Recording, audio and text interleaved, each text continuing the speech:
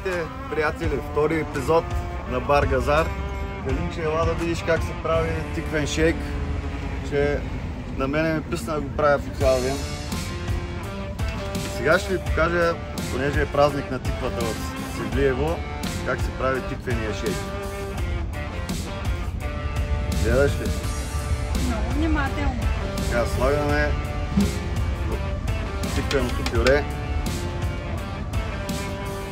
което моята кухника съвсем любезно ми предостави. От варена тиква, натурална. Както във всеки друг шейк, добавяме мляко.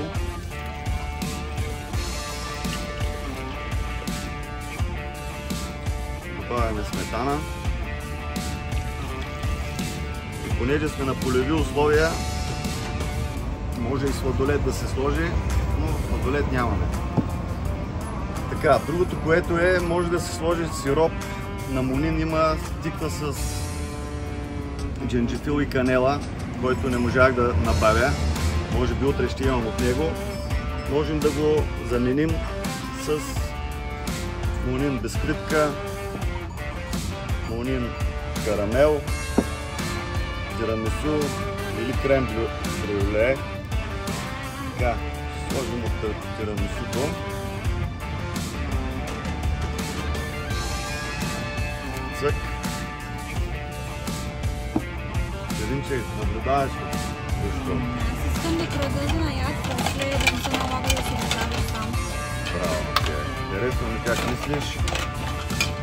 Затова получаваш една поощрителна награда.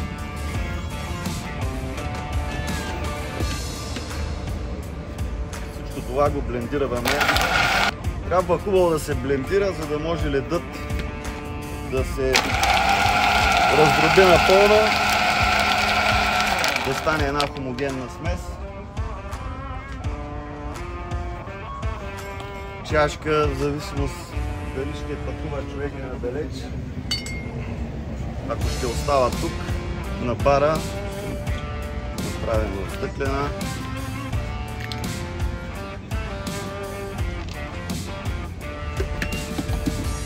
Оставяме малко място за сметаната. Тук не се получи нещо.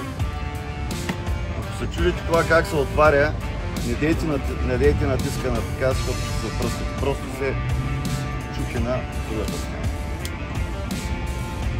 Натиска се смело. Прави се една хубава розичка.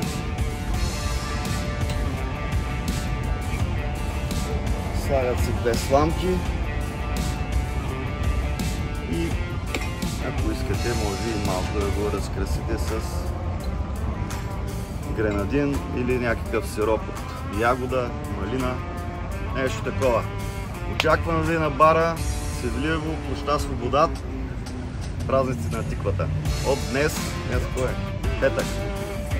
До неделя съм тук. Заповядайте. И тя е тук. И той там, който гледа. Той е тук. Това е.